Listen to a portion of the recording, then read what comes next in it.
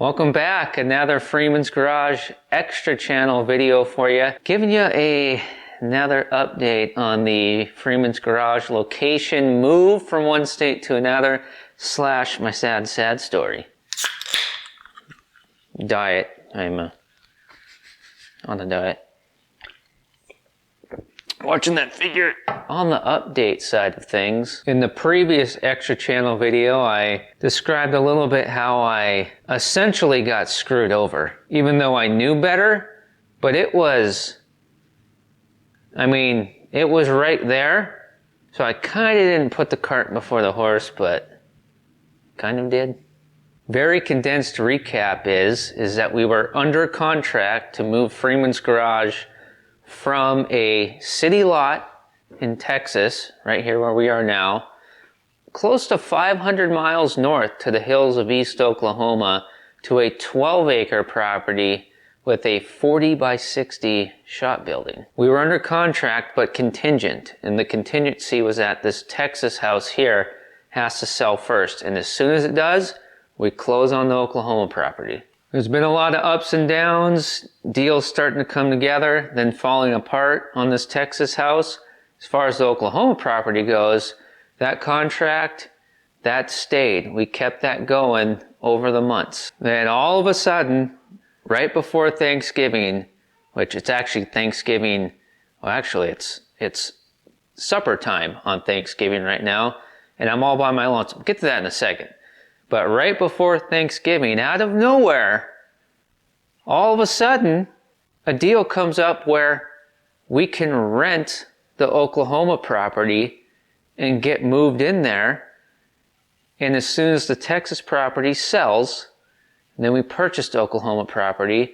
And the owner of the Oklahoma property, according to the agent, was extremely excited over that. He wanted to get somebody in there living in there. He didn't want the mice and the squirrels and the bugs to take over the house. Even with all that excitement from the seller, I thought, whoa, Nelly, hold on here. Let's get this in writing before we get too excited. We want to do this, but let's get this in writing first. Let's not put the cart before the horse. So we did that, but now this is kind of foreshadowing. It seemed as if the seller's side, which by the way, the seller was not in Oklahoma, they're in California. No one told me that. I figured that out through my own research. You got to research properties, right? If you're looking to purchase something. So yeah, I just said that as if I'm really smart, but then I kind of screwed myself over. Let's continue. So they're really excited about it. Let's get this in writing first, and we did. But they drugged their feet on it. And by the time these days, it's not even real paperwork. Oh, let's not go down that wormhole. But it's digital, and we're e-signing, whatever that is, right? I mean is that even real? Anyways, let's not go down that road. No tangents. I said this would be brief. By the time I got it back, a number of days had passed where if I would have signed it on my end and made a payment, paid the prorated rate, okay, for whatever was left in November, if I did that off the date on the contract, I would have paid 300 some simoleons for time that I wasn't even renting it. Wasn't even there. Didn't even have access to the property. So I bring that up to the agent that's, the monkey in the middle. He says, yeah, that makes perfect sense. Let me get that date changed. I'll get it sent over to the sellers. And as soon as it comes back, you can sign it, and then you can make the payment, and I'll give you the key code, the code for the lockbox on the door. So get the contract done with the right date, send the payment, get the key code. We're moving all the Freeman's Garage cars, well, from the Texas location. Remember, there's Freeman's Garage vehicles all the way up near the Canadian border as well. Those aren't involved in this. But as soon as that contract's signed, cars start moving, tools start moving, the rest of mine and my daughter's personal belongings, move all that up there, and we would be moved in permanently to that new location. So the sellers were excited about the rental agreement, and they did sign the rental agreement, but we needed that date changed. So while waiting for this is where I put the cart before the horse, but kind of sort of not really. Just needed that change. They already had signed it. We just needed the date change, sign it again, and then we go from there. So I go rent a 12-foot enclosed U-Haul trailer, fill it with the rest of everything that my daughter and I own. This house is completely 100% empty. I loaded the Harley in the bed of the F-350. I loaded a spare engine that was laying around here into the bed of the F-350. Lawnmower, weed whacker, everything. Not even a plate in the house, not a square of toilet paper, not a change of unmentionables, no socks, no clothes, nothing. As soon as this email, it's just an email, as soon as this email returns, I send the payment. I'm on the phone with the power company and the water company, scheduling the utilities to get turned on. I'm on the road, going to be moved in right before Thanksgiving, and I could provide a Thanksgiving meal for my daughter and I. By myself, by hand, with the help of the winch, I turned all these cars around, reorganized them, set it all up so that I would be leaving this house completely empty, except for the garage would have 3 cars sitting in it, and there's a 4th car at an outdoor storage facility. And this garage would be essentially a lock-secured indoor vehicle storage facility, but no junk on the floor or walls, everything clean and neat. And that way, we're moved in Oklahoma. Potential buyers can view the home. It's ready to go at all times. I would look for a 40-foot gooseneck up in Oklahoma. Make 2 runs back down south to get 2 cars at a time from Texas. Just need an email. That's it.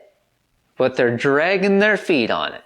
A number of days spent loading and playing Tetris, doing all this stuff by myself. And of course, every time you move your stuff, you're scratching everything, you're damaging everything, you're hurting yourself, you're doing all that stuff, There's all kinds of things that you could cry and moan about. The rental period on the enclosed was up, so I extended the date, as in spending more money. And the day that we're supposed to be moving in there and starting the 9-10 hour drive north, the agent calls me and says that he has some bad news. And now when I say this, I am not being negative. I'm not trying to make things up about people that I've never met. And I'm not saying that I'm Mr. Perfect, but these sellers the whole time, they've been very picky. They were very, very stingy and very picky on every single penny of the sales contract. Okay, the contract for purchasing their property. And it had come to a point where I just said, okay, they want this number, I will give them that number. And I will pay all of the closing costs. That's $7,000 right there. I will do that. And I will even accept the broken HVAC system that they don't want to fix. I will accept that. And that could be a $2 capacitor, or it could cost me 10 grand. The whole entire system could be junk. I'll take that risk. And anything else, the goofy flooring, spots with missing flooring in the house, missing window screen, all that kind of stuff. Just, they don't have to fly out from California and clean the place or fix this or do that. I'll take it the way it is. I'll take it the way it is. I'll take the broken HVAC system. I'll give them what their asking price. I will... I'm kind of yelling outside. Is that a family Thanksgiving spat? I think it's just kids. I'll pay the closing cost, everything. So I essentially agreed to pay, if you add it up, I would say probably, well, I don't know, you could just say an extra $20,000 just to get this property. So I find it a little fishy that all of a sudden, out of nowhere, the day I'm supposed to move in for the rental agreement, these picky sellers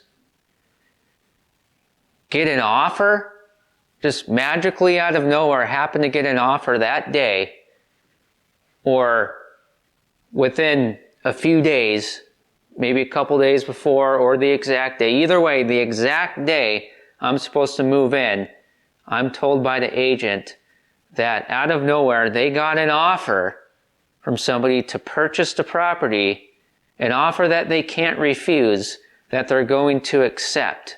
And there's zero contingencies on it. So even if it's a little bit less money or a little bit less value to them, there's no contingency. They don't have to wait for somebody to sell a house first to secure the financing or anything such as that. That very well could be completely true. Or it's not, and I'm getting jerked around. And maybe, maybe not even by the agent. Hey, he might just be the messenger. The sellers might have gotten cold feet. Oh, wait a minute here. No, we don't know this guy. This guy supposedly has been wanting to buy our property for months, but can't sell his house in Texas. And now we're going to rent it to him, and we don't even know who he is. And we haven't even been out there to even see what our property looks like right now. And the rent is lower than his mortgage would be. So he's probably not even going to want to buy the place. He's just going to live in it and pay the rent, and then when he doesn't want to live in there anymore, he'll buy something else or move.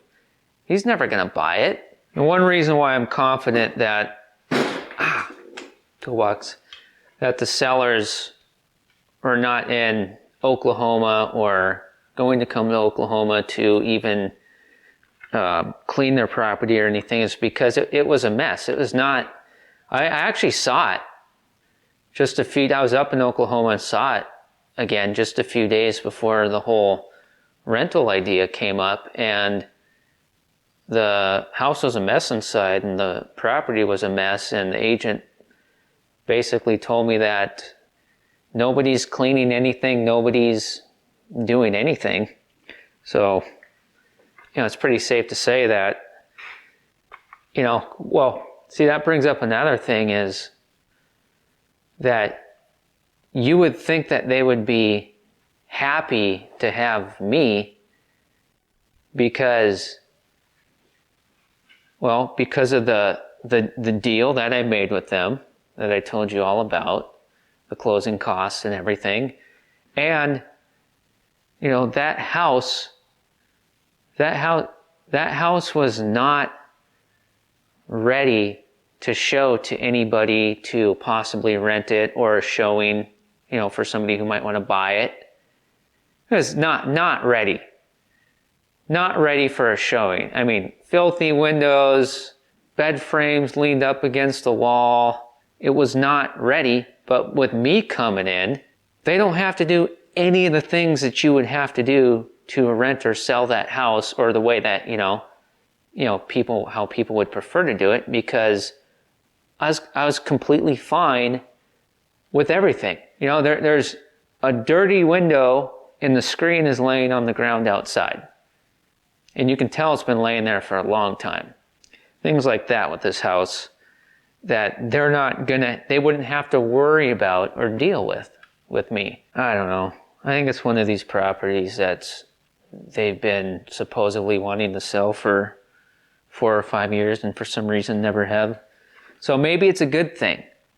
Maybe it's a good thing that everything has worked out the way it is. But anyways, my daughter's up in Oklahoma with her mom. It's 2 separate households. So divorced, single father. Okay, so that adds a little more context. She's fine. She's going to have a good Thanksgiving We're on the telephone line together all the time. So, and her and I were talking and thinking, you know, hey, well, what if we bought a bigger piece of land up there in the Ozarks, but a piece of land that doesn't have a house on it? Because there's not a lot available. The market moves really slow. There's nothing like the place that we were trying to buy. And who knows? You never know. We might, that whole deal thing, my guess is that there is no other buyer, and in 3 months from now, or 2 months from now, a month from now, that place will be for sale. And when my house here in Texas finally sells, could sell tomorrow. Probably not today, it's Thanksgiving, supper time. But, at the end of this, I keep sidetracking, I'm weaving. At the end of this video, I'll show you what I'm having for Thanksgiving dinner. I think, it's kind of sad. But we were thinking, so anyways, yeah, so you never know, we might end up buying that place anyways, but there's no other place like that in the area that we need. But there are bigger pieces of land that have no house on it.